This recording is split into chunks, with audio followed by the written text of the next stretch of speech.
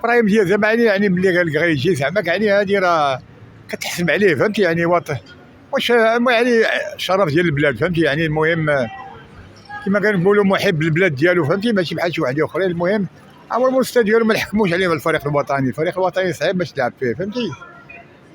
كنتمناو ليه فهمتي يكون يدير شي نتيجه مزيانه فهمتي. هو لعب مزيان كنشوف مع ريال مدريد لعب خفيف فهمتي الى اخره. المهم ما نحكموش عليه مع الفريق الوطني. كاين هنا الفريق الوطني كاين لاعبين فهمتي اللي غادي يكونوا مثلا بحال رحيمي بحال كيلعب بزاف كاين هنا. مرحبا به مرحبا 100,000 مرحبا. جا البلاد ديالو جا كيشرف المغرب وهذا شرف لينا يلعب مع المغرب. يلعب مع المغرب حيث ما قالوا لي واش غتلعب مع اسبانيا ولا مع المغرب. هو اختار المغرب حيث هو مغربي اصيلي. اختار البلاد ديالو قال لك اللهم قطران بلادي ولا عسل البلدان.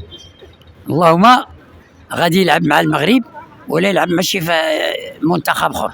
لاعب ريال مدريد ابراهيم دياز الاختيار ديالو للمنتخب الوطني المغربي الصراحه غيعطي الاضافه في المنتخب، خصوصا انه ديك اللعب اللي كيلعب مع الريال انا فهمتي كيبان لي كيلعب واحد اللعب نقي لعب زوين. وان شاء الله فاش غيتلاقى مع زياش وبوفال غتكون واحد الصراحه غنشوفوا منتخب ثاني، غتشوف واحد المنتخب اخر. والصراحه انا كنشكروا هذا اللاعب الصراحه اللي لبى النداء الوطني واختار المنتخب الوطني، ماشي بحال عده لاعبين بحال في سميتو في الليني وشله لاعبين فهمتي ما اختاروش ما لبوش النداء ما اختاروش منتخب حامل قميص المنتخب الوطني. ابراهيم دياز يقدم الاضافه للمنتخب الوطني.